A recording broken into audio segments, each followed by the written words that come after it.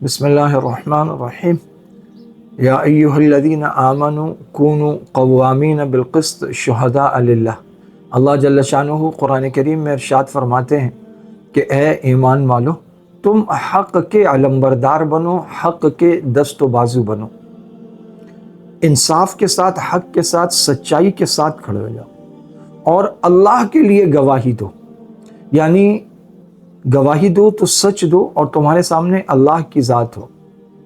اور فرمایا وَلَوْ عَلَىٰ أَنفُسِكُمْ، گواہی سچ دو اگرچہ اس کی زد تمہاری اپنی ذات پہ کیوں نہ پڑ رہی ہے، اول والدین، حتیٰ کہ تمہارے والدین پہ بھی اگر اس کی زد پڑ رہی ہے لیکن سچائی وہ ہے جو تم کہہ رہے ہو، اگرچہ وہ والدین کے خلاف ہے تو تمہیں سچ بولنا ہے۔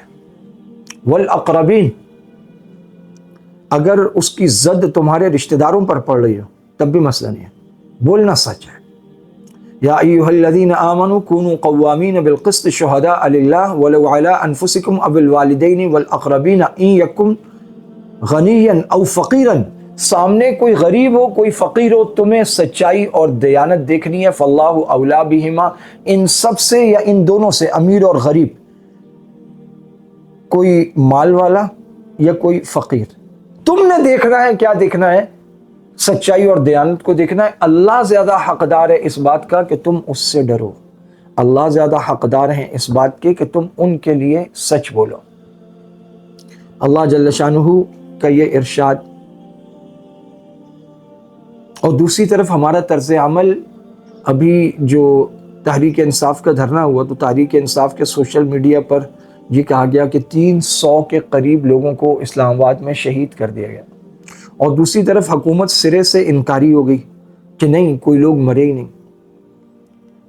تو ہمارا معاشرہ جس طرف جا رہا ہے اس میں یہ ہے کہ اگر کوئی ہمارا حامی ہے یا ہم کسی کے حامی ہیں، ہماری جماعت ہے، ڈاکٹرز کے وکلاء کے، جو جس کا ساتھی ہے بس وہ اس کے لیے کھڑا ہو جائے گا، اس کے لیے انصاف کی مانگ کرے گا، یہ نہیں دیکھے گا کہ سچائی کہاں کھڑی ہے، دیانت کہاں کھڑی ہے، اللہ کا حکم کیا ہے، مجھے سچ بولنا ہے۔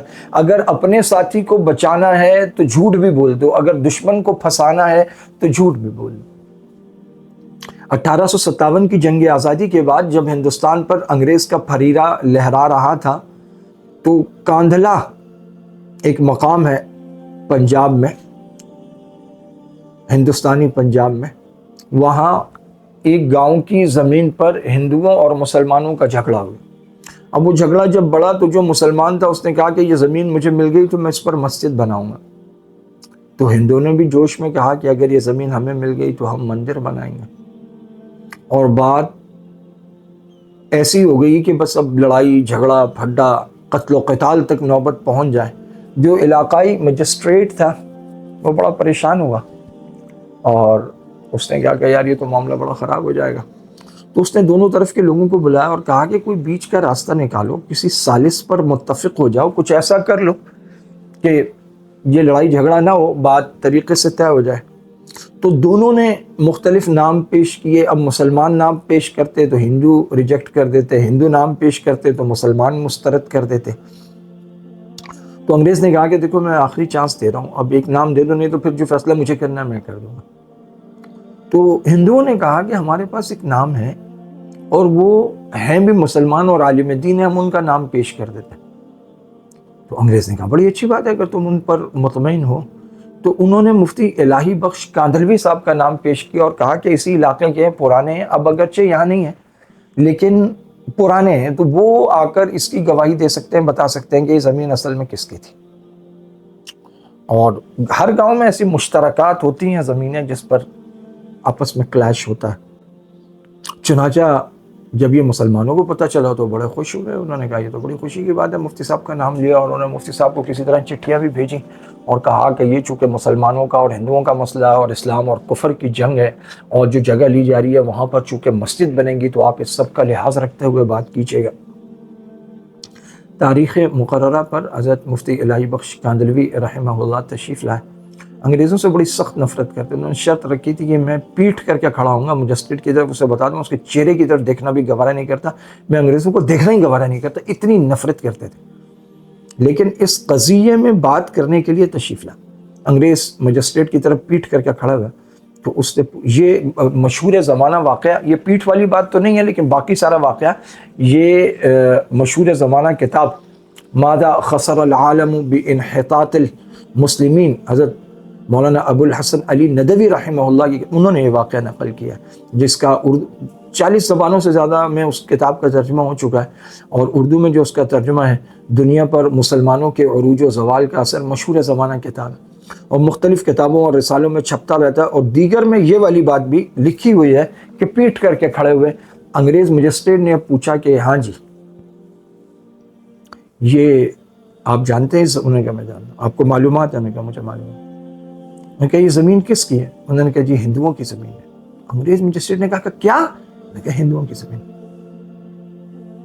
تو انگریز مجسٹریٹ نے یہ سوچ کر کہ موقع اچھا ہے، غنیمت ہے، اب یہاں اعلان ہو چکا ہے کہ مندر بنائیں گے اور یہ مسلمانوں کے عالم اور مفتی ہیں، تو جب انہوں نے دیکھا کہ اتنا حق گو آدمی ہے تو اس نے کہا اگلی بات بھی اس نے کہا اچھا آپ مفتی صاحب نے کہا جی، تو مفتی صاحب آپ کو معلوم ہے کہ یہ ہندو یہاں پر مندر بنانا چاہتے ہیں، تو آپ کیا کہتے ہیں؟ انہوں نے کہا جب یہ بات ثابت ہو گئی اور مجھے معلوم ہے کہ یہ ان کی ملکیت ہے، تو جب ان کی ملکیت ہے تو جو چاہیں بنائیں، گھر بنانا چاہیں گھر بنائیں، مندر بنانا چاہیں مندر بنائیں، ان کو کون روک سکتا؟ تو انگریز مجسٹریٹ نے ہندوؤں کے حق میں فیصلہ دیا، لیکن اس نے وہاں پر ایک عجیب جملہ لکھا جس جملے کی وجہ یہ فیصلہ اتنا مشہور ہوا اور کتابوں میں درج ہوا اور آج تک نقل ہوتا چلا آ رہا ہے۔ اس نے یہ بات لکھی کہ آج مسلمان تو ہار گئے لیکن اسلام جیت گیا۔ تو اس پر مختلف قلمکاروں نے قلم اٹھایا اور انہوں نے کہا کہ کیا مسلمان ہارے اسلام جیت گیا؟ تو کیا مسلمان اسلام کے خلاف کھڑے تھے؟ انہوں نے کہا ہاں، بعض اوقات اپنی ضد میں، عناد میں، حسد میں، بغض میں، دوسروں کی ضد میں، اپنے تکبر میں انسان مسلمان ہوتے ہوئے بھی اسلام کی بنیادی تعلیمات کے خلاف کھڑا ہو جاتا ہے۔ حقیقتاً وہ زمین ہندوؤں کی تھی لیکن مسلمان سچائی اور دیانت اور امانت اور حق اور صداقت کے خلاف کھڑے تھے کہ کسی کا حق دبا رہے تھے۔ تو مفتی صاحب نے آ کر اسلام کا بول بالا کیا۔ وہ نام نہاد مسلمان اگرچہ اس وقت ہار گئے لیکن اسلام اور اس کی ابدی تعلیمات اور اس کی سچائیاں اور اس کی حقانیت اور صداقت ہمیشہ کے لیے امر ہو گئی۔ اس کا نتیجہ یہ نکلا کہ جب ہندوؤں نے یہ بات سنی تو ان کی آنکھوں میں آنسو آ گیا کہ مفتی صاحب کہہ رہے ہیں کہ زمین بھی ان کی اور یہ مندر بنائیں، گھر بنائیں، ان کی مرضی ہے بنا سکتے ہیں۔